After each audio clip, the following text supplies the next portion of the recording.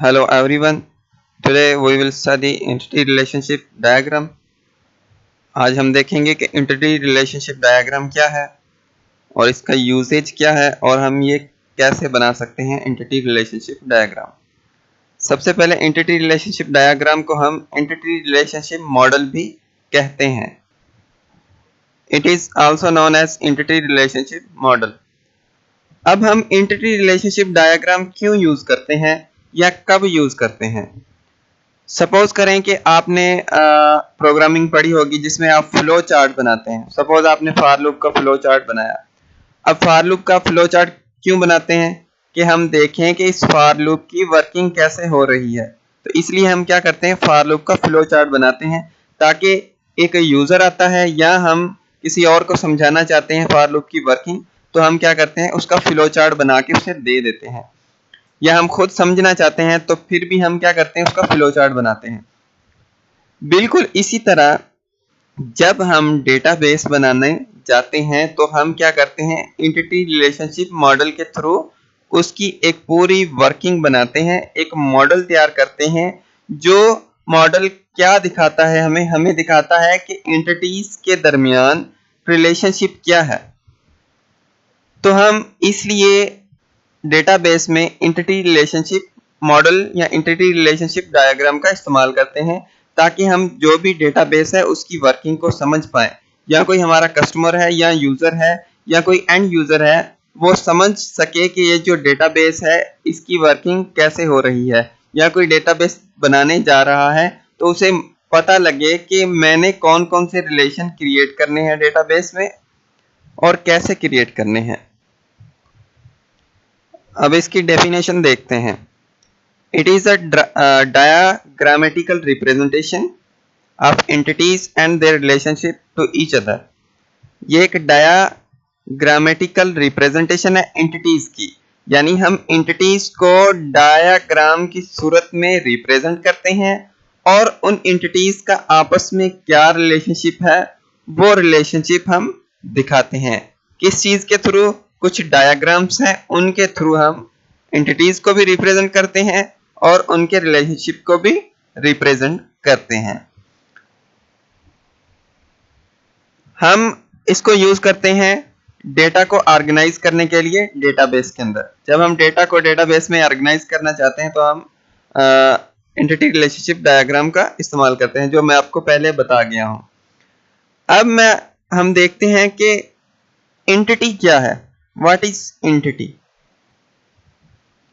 Entity को हम define इस हिसाब से कर सकते हैं कि एंटिटी कोई पर्सन हो सकता है, प्लेस हो सकती है, कोई चीज हो सकती है, या आपका कॉन्सेप्ट जिसके बारे में आप डेटा कलेक्ट करने जा रहे हैं या आप जिसके बारे में अपने टेबल में डेटा रख रहे हैं वो एंटिटी है. अब सिंपली अगर हम एंटिटी को डिफाइन करें तो एंटिटी है कोई भी चीज जिसके पास अपने एट्रीब्यूट्स और प्रॉपर्टीज हो उसको हम एंटिटी कहते हैं. बस सिंपल सी इसकी डेफिनेशन है, anything which has attributes and properties. कोई भी ऐसी चीज है जिसके एट्रीब्यूट भी हैं और प्रॉपर्टीज. एट्रीब्यूट और प्रॉपर्टीज सेम चीज है, बस जिस चीज के एट्रीब्यूट्स हों प्रॉपर्टीज हों उसको हम एंटिटी कहते हैं. अब मैं आपको एग्जांपल दिखाता हूं. अगर आप इस टेबल को देखें जो मैंने आपको लास्ट वीडियो में भी दिखाई थी, इस टेबल में ये जो पूरा डेटा रखा हुआ है, एक पूरी टेबल है जिसके अंदर डिफरेंट रिकॉर्ड्स मौजूद हैं. वो किसके हैं, एक स्टूडेंट के हैं.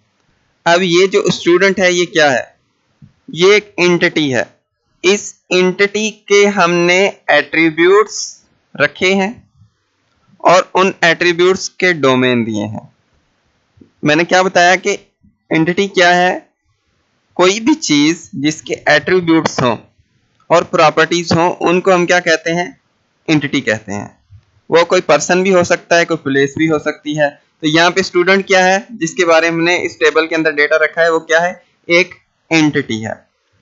अब इस स्टूडेंट की कुछ प्रॉपर्टीज होंगी. आईडी नंबर इसकी प्रॉपर्टी है, नेम इसकी प्रॉपर्टी है, फादर नेम प्रॉपर्टी है, फोन नंबर प्रॉपर्टी है, एनआईसी प्रॉपर्टी है, डिपार्टमेंट प्रॉपर्टी है, या आप इसको एट्रीब्यूट भी कह सकते हैं. ये एट्रीब्यूट है. तो ये क्या हो गया, ये स्टूडेंट एक एंटिटी हो गई, राइट। जब हम डेटाबेस बनाते हैं तो क्या करते हैं हम, मैंने आपको पहले भी बताया, डेटाबेस के अंदर बहुत सारी टेबल्स होती हैं, ठीक है। ये एक टेबल हो गई, ये दूसरी टेबल हो गई, ये तीसरी टेबल हो गई, ठीक है। मतलब बहुत सारी टेबल्स हैं। ये जो हर टेबल है वो किसी एक एंटिटी को रिप्रेजेंट कर रही होगी। यानी ये एक टेबल है, ये स्टूडेंट को रिप्रेजेंट कर रही है। स्टूडेंट क्या है, एक एंटिटी है। ये टेबल भी किसी और एंटिटी को रिप्रेजेंट कर रही होगी, ये टेबल भी, ये टेबल भी। और हम इन सारी टेबल्स को कलेक्टेड क्या कहते हैं, एक डेटाबेस है। हम डेटाबेस के अंदर टेबल्स को स्टोर करते हैं। तो इस एंटिटी का इसके साथ क्या रिलेशन है, या इस एंटिटी का इसके साथ क्या रिलेशनशिप है, जिसको हमने समटाइम फॉरेन की के थ्रू भी डिफाइन किया था रिलेशनशिप को, कि एक टेबल का दूसरी टेबल के साथ क्या रिलेशनशिप है। आप एंटिटी को डेटाबेस में टेबल भी कह सकते हैं, यानी जिस चीज के बारे में टेबल बनाई गई है वो एंटिटी है, राइट। अब हम आगे चलते हैं। जब हम ईआर मॉडल बनाते हैं तो हम उसमें कौन कौन सी सैम्बल्स का इस्तेमाल करते हैं। तो सबसे पहले जो पहली सैम्बल है वो है एंटिटी की। जब हम एंटिटी को रखते हैं तो इस सैम्बल के अंदर रखते हैं। एंटिटी मतलब स्टूडेंट हो गया, कोई पर्सन हो गया, कार हो गई, लैपटॉप हो गया, फैन हो गया, कुछ भी हो गया, तो हम उसको इस सैम्बल के अंदर रखेंगे। वीक एंटिटी के लिए हम ये वाली सैम्बल इस्तेमाल करते हैं। एंटिटी के लिए ये वाली सैम्बल, वीक एंटिटी के लिए ये वाली सैम्बल। मैं आपको बताता हूं बाद में कि वीक एंटिटी क्या है, लेकिन आप इसकी सैम्बल को याद रखें। एट्रीब्यूट को हम इस सैम्बल में रखते हैं, और फिर हमारा आता है वीक एट्रीब्यूट। फिर आता है हमारा multi valued attribute. Multi valued attribute को हम इस सैम्बल के अंदर रखते हैं। फिर होता है हमारा ड्राइव्ड एट्रीब्यूट, उसको हम इस सैम्बल के अंदर रखते हैं। ड्राइव्ड एट्रीब्यूट ऐसा एट्रीब्यूट होता है जो दूसरी टेबल से, जिसको हम ड्राइव्ड करके लाएं, यानी पेरेंट टेबल से चाइल्ड टेबल के अंदर कोई एट्रीब्यूट लेके आए, उसको हम क्या कहते हैं, ड्राइव्ड एट्रीब्यूट। दो वैल्यूज का आपस में रिलेशनशिप क्या है, उस रिलेशनशिप को शो करवाने के लिए हम इस सिंबल का यूज करते हैं, जिसको हम डायमंड सिंबल भी कहते हैं। और वन टू वन रिलेशनशिप, यानी इस डायमंड सिंबल को इस एंटिटी के साथ कनेक्ट करने के लिए हम इस सिंबल का इस्तेमाल करते हैं। यानी इस एंटिटी का, सपोज ये एक एंटिटी है और एक दूसरी और एंटिटी है, इन दो एंटिटीज को आपस में रिलेशनशिप होगा और उनको कनेक्ट करने के लिए हम इस सिंबल का इस्तेमाल करेंगे। और इस सिंबल का तब इस्तेमाल करेंगे जब उनका आपस में वन टू वन रिलेशनशिप होगा। अच्छा, रिलेशनशिप के बहुत सारे काइंड्स होते हैं, तीन काइंड्स होते हैं, सॉरी बहुत सारे नहीं, तीन काइंड्स होते हैं। एक वन टू वन रिलेशनशिप होता है, एक वन टू मैनी होता है, और एक मैनी टू वन रिलेशनशिप होता है, जो हम नेक्स्ट वीडियोस में पढ़ेंगे। अच्छा, अब बात करते हैं हम वीक एंटिटी की, कि वीक एंटिटी क्या है। रिलेशनशिप का भी आपको पता लग गया, एंटिटी एट्रीब्यूट का भी पता लग गया, और ये मल्टी वैल्यूड एट्रीब्यूट मतलब ऐसा एट्रीब्यूट जिसकी ज्यादा वैल्यूज हो। ड्राइव्ड एट्रीब्यूट ऐसा एट्रीब्यूट जिसकी वैल्यू ड्राइव की जाए किसी दूसरे एट्रीब्यूट से, किसी दूसरी टेबल से। अब वीक एंटिटी क्या है, वीक एंटिटी को थोड़ा सा डिस्कस करते हैं हम। वीक एंटिटी को हम कुछ इस हिसाब से डिफाइन कर सकते हैं कि वीक एंटिटी ऐसी एंटिटी होती है जिसके पास अपना एट्रीब्यूट नहीं होता, जिसके थ्रू उसको यूनिकली आइडेंटिफाई किया जाए। ऐसा समझे कि उसके पास अपनी प्राइमरी की नहीं होती, जिसके थ्रू हम उसके रिकॉर्ड्स को यूनिकली आइडेंटिफाई कर सकें, उसको हम कहते हैं वीक एंटिटी।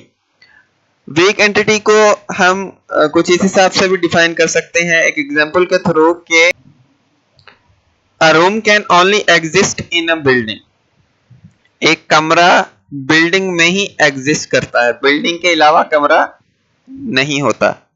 तो जो रूम है वो क्या है, एक वीक एंटिटी है।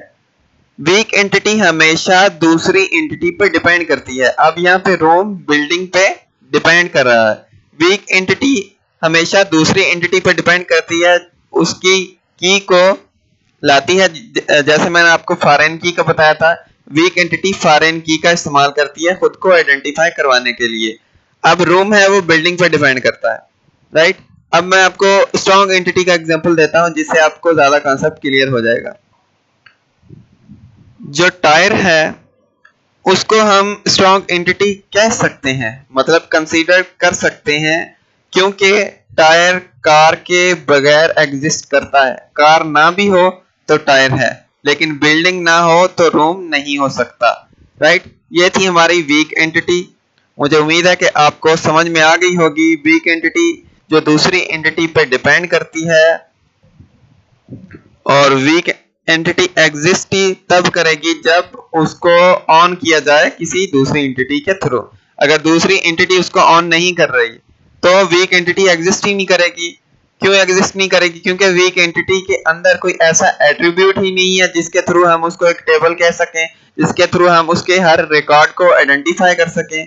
इसलिए वीक एंटिटी तभी एग्जिस्ट करेगी जब दूसरी एंटिटी उसको ऑन करे, यानी दूसरी एंटिटी का वो एक एट्रीब्यूट एज अ फॉरेन की इस्तेमाल करे। अब मैं आपको इस ERD डायग्राम का एक छोटा सा एग्जांपल दिखाता हूं। अब आप इस एग्जांपल को देखें जिसमें कुछ एंटिटीज हैं और उनका आपस में रिलेशनशिप बताया गया है। यहाँ पे बॉय एक एंटिटी है। बॉय क्या है? एक एंटिटी है जिसको हमने उसी सैंपल में रखा है जो मैंने आपको सैंपल बताई थी। यहाँ पे आइसक्रीम क्या है? एक एंटिटी है। एंटिटी क्यों है आइसक्रीम? क्योंकि इसके कुछ एट्रीब्यूट्स हैं, इसका कुछ फ्लेवर है, ये मैन्युफैक्चर कहाँ से हुई है, इसकी प्राइस क्या है, राइट। ये क्या होगा? आइसक्रीम और बॉय क्या है? दोनों एंटिटी है। अब ये जो डायमंड सिंबल है इसके अंदर हमने क्या, इन आइसक्रीम और बॉय के दरमियान जो रिलेशनशिप कायम हो रहा है उसको शो करवाया है। किसके थ्रू? डायमंड सिंबल के थ्रू। डायमंड सिंबल के अंदर इसका रिलेशनशिप क्या है? खाने का। बॉय क्या करेगा? आइसक्रीम को खाएगा। तो इन दोनों के दरमियान रिलेशनशिप क्या हुआ? खाने का रिलेशनशिप हुआ। और ये जो हमारे हैं ये हैं एट्रीब्यूट्स। ये भी एट्रीब्यूट है, ये भी एट्रीब्यूट है, ये भी एक एट्रीब्यूट है, ये भी एक एट्रीब्यूट है, ये भी एक एट्रीब्यूट है, ये भी एक एट्रीब्यूट है, लेकिन ये मल्टी वैल्यू या ड्राइव्ड एट्रीब्यूट नहीं है। तो ये एक छोटी सी एंटिटी रिलेशनशिप डायग्राम थी। आप इसके थ्रू बड़ी बड़ी एंटिटी रिलेशनशिप डायग्राम भी बना सकते हैं जिनके थ्रू आप डेटाबेस को आसानी से समझ सकते हैं और डेटाबेस को आसानी से बना सकते हैं। किसी यूजर को, किसी एंड यूजर को, किसी एडमिनिस्ट्रेटर को आप डेटाबेस समझा सकते हैं ताकि वो चीज़ों को आसानी से समझ पाए और उनको हल कर पाए।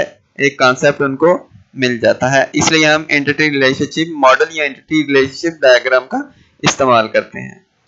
मुझे उम्मीद है कि आपको ये वीडियो अच्छा लगा होगा और आपको समझ में आई होगी। अगर आपको कोई क्वेश्चन हो तो आप कमेंट में पूछ सकते हैं या मुझे मैसेज कर सकते हैं।